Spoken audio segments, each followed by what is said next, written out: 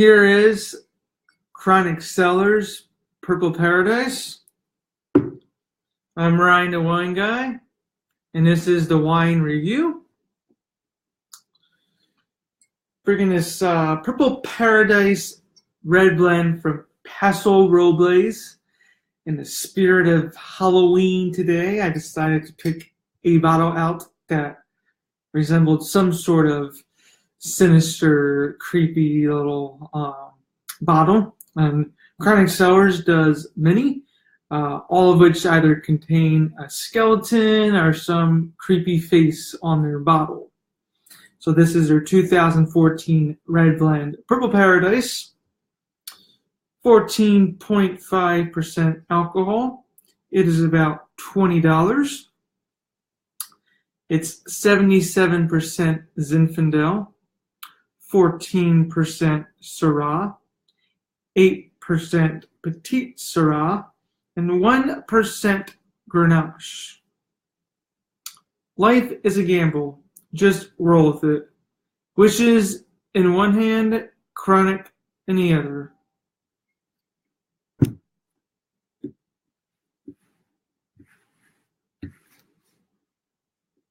There we go. Sort of look in the glass. Surprisingly, this is not an overly opaque wine. I mean, it definitely is. I can see through it. So it is a little bit on the lighter side, not as light as Pinot Noirs. A nice deep ruby red, just a nice deep red, I would say. Not so much ruby, but really a nice deep red with a little bit of purpleness getting into that middle part. So really just that thick outer layer of red getting into like a deep purple layer in the middle.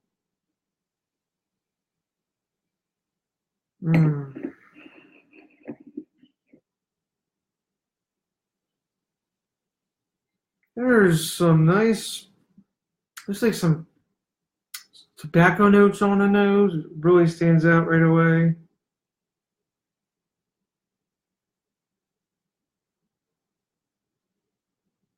Some plum notes.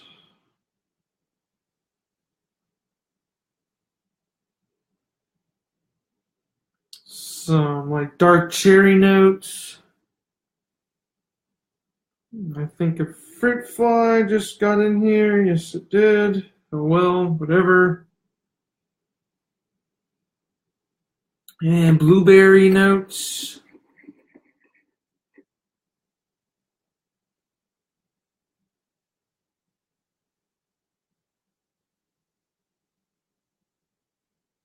A little bit of cedar.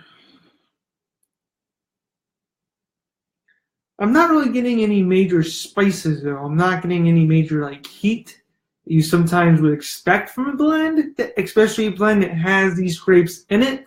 But from Paso Robles, it tends to give off more of that earth component. I do get a little hint of earth components in here. So kind of more woodsy oak instead of spicy oak, and some nice blend of dark and red fruits mixed together. So let's go ahead and try it.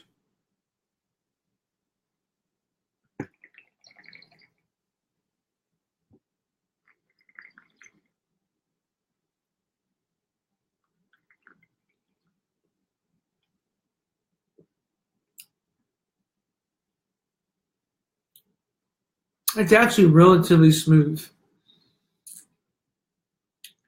There's really no bite on this. There's really no spice. Definitely that thick layer of fruit. Plum, blueberries, a little bit of blackberries, dark cherry.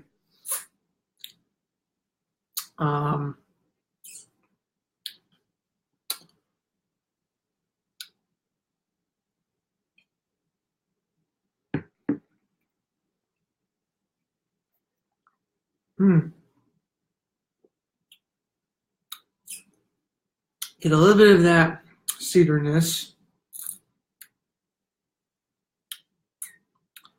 You do have that tobacco note sort of coming up. That was sort of woodsy oak coming up later.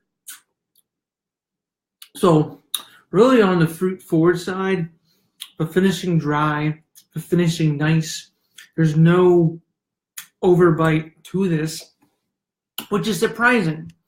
As I said, for this, I would have thought that this would have had a lot of heat on it, 14.5% alcohol, but there's really not much heat.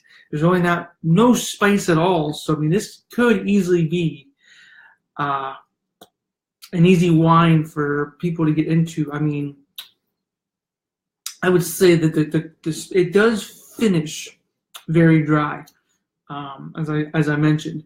So that is one thing to take into account. Maybe not very dry, but it is on the drier side finish.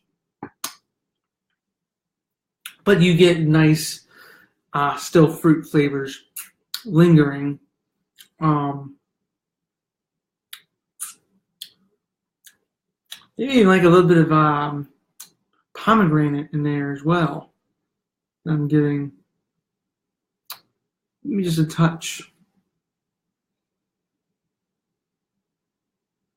But that cedar for sure, and that cigar tobacco box really plays through in there as well. So, I mean, nose is pretty solid, taste is pretty solid. You know, a lot of red blends I have from other regions, and they tend to like, especially from the Lodi or even in the Napa, they tend to have more spicy signature flavors. Or you know, I think this region in general, Paso Robles, even with their Cab and their Merlots, they tend to be more smooth, more structured as far as the earth goes, and less structured on the heat. This focuses a lot on the berries and sort of on this earthy toniness, if you will. I'm going to give it 4 out of 5. The finish, I would say, is medium. Medium plus. Just a medium and 1. So it's not a full plus sign. It's just medium and 1. So that does get some deduction from it. Other than that, I really like this wine. 2014. I haven't reviewed many from this region. When it comes to red blends, I have reviewed a lot of Paso Robles wines, but I think being that this is my first, I'm pretty sure, of a red blend or anything that consistently has these components in them, I'm just going to have to give this a solid 4 out of 5. I don't want to give it a 4.5 because I don't want that to be misconstrued as this is an excellent wine. It's a great wine. I like it. I think most people would enjoy it. It really has that nice structure of the fruit, just with a medium 1 finish. And being that this is my first one I can think of red blend wise, I think that's only fair that I at least give it a good score, but I don't give it more than what I think it deserves without having more. And you know, throughout my wine experience, I may come back one day and try this again, and it may receive a higher score in the future. But as far as this vintage goes, and this particular blend, it's a 4 out of 5. Happy Halloween. Actually, he wrote a 7.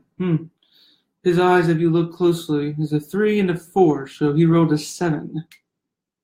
A 7. That's a good number. That's a great number.